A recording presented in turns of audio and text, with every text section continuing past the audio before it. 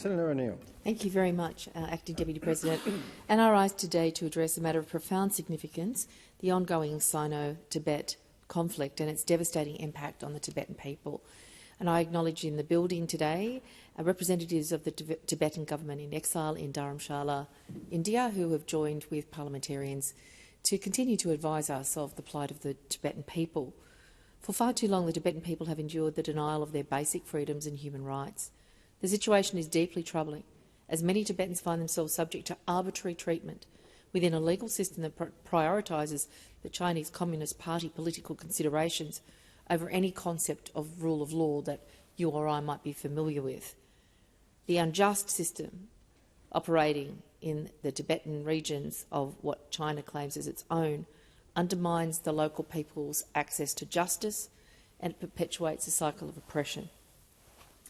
As a person of faith, I'm deeply committed to advocating for the rights of all individuals to express and practice their chosen faith beliefs. The forced assimilation of Tibetan families and the erosion of their rich cultural heritage is particularly alarming.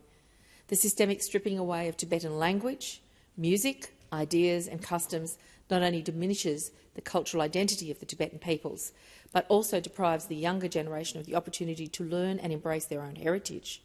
This cultural erasure is a profound injustice that must be addressed and reversed. Earlier this year, I had the privilege of visiting Dharamshala, invited by the Australia-Tibet Council. I was accompanied on that visit by Senator Dean Smith, Mr Michael McCormack and Mr David Smith.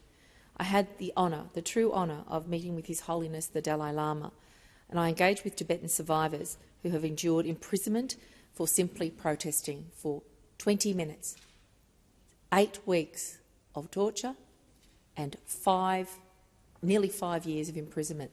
This cannot continue. Thank you.